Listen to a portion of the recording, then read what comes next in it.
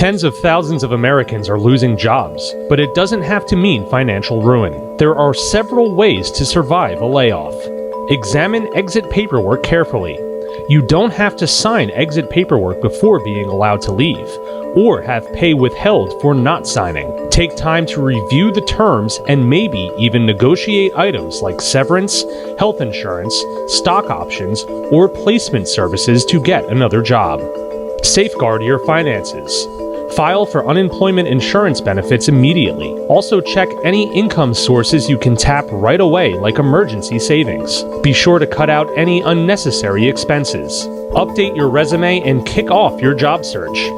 Add new skills and experiences to the top of your resume, using words targeting specific roles you have in mind for your next job. Start looking at companies you want to work for and jobs you want and are qualified for. Tap the hidden job market by reaching out to hiring managers and decision makers directly to share what you can offer their company. Get a recommendation. Ask a colleague you had a good relationship with for a letter of reference, or ask if they'd be willing to be a reference in the future. Finally, if you still feel overwhelmed, you may want to consult a professional either for resume, financial, or emotional help. Tens of thousands. Okay, I like the list. Frankly, I do like the list. I like a lot of what they said. One being that you don't have to sign anything formal. Oftentimes, companies will try to pressure you to sign a document before you leave. They'll get you to say, hey, you have to do it before you leave as part of the exit process, et cetera, et cetera. The reality is that you really don't. Depending on the level, the position that you have, there's some negotiating that goes into it. Again, when he talked about severance and other parts of the package, maybe there's a contract on the table. You can negotiate certain aspects of it.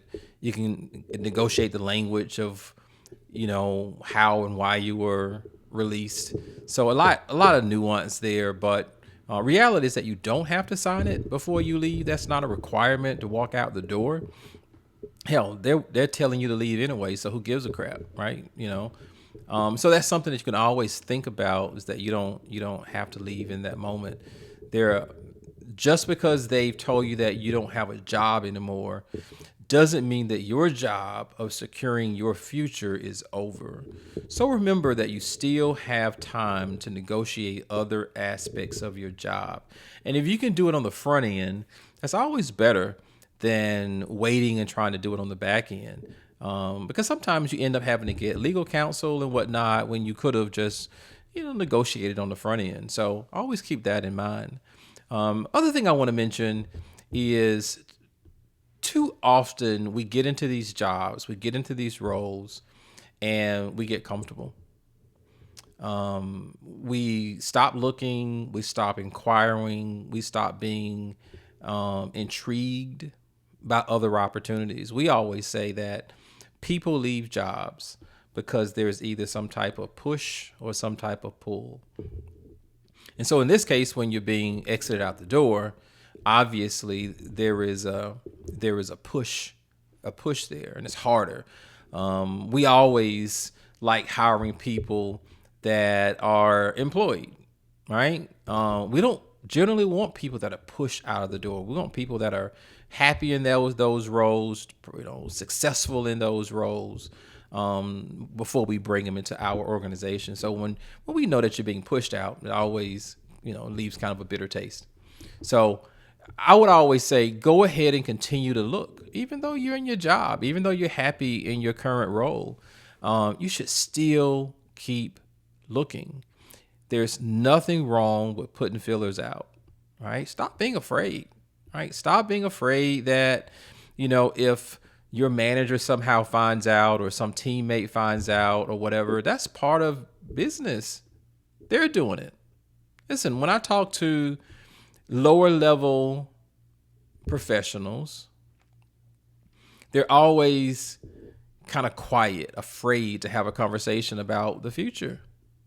But if you talk to a president, you talk to a VP, a director, CEO, COO, C-suites, they're always open to having the conversation. Always. If the opportunity is right, they'll have a dialogue with you. They understand the value of keeping your line in the water.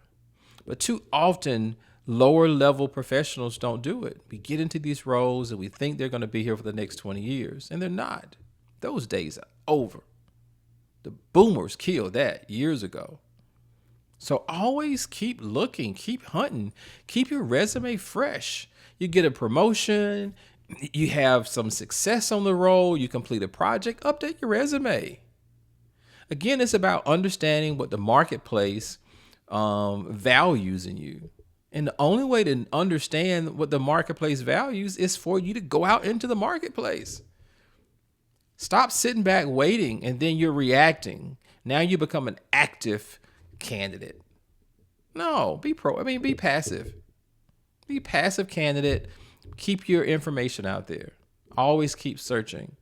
And then the last piece that I'll say, and I echo what they mentioned in the piece, is that go ahead and get references before you need them, right?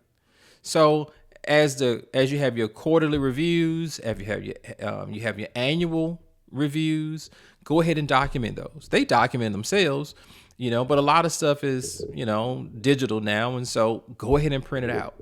Keep your own personal file of your successes, right? Go ahead and reach out to different colleagues, right? Supervisors, what have you. Have them write certain recommendations. They can write a recommendation in terms of how you performed on a given project, right? So it's okay. It's always easier to have that information now opposed to having to go back and try to get that information on the backside, right? Again, always hunting. The wolf is always hunting, right? So stop waiting, stop sitting back, stop waiting until you're pushed out of the job.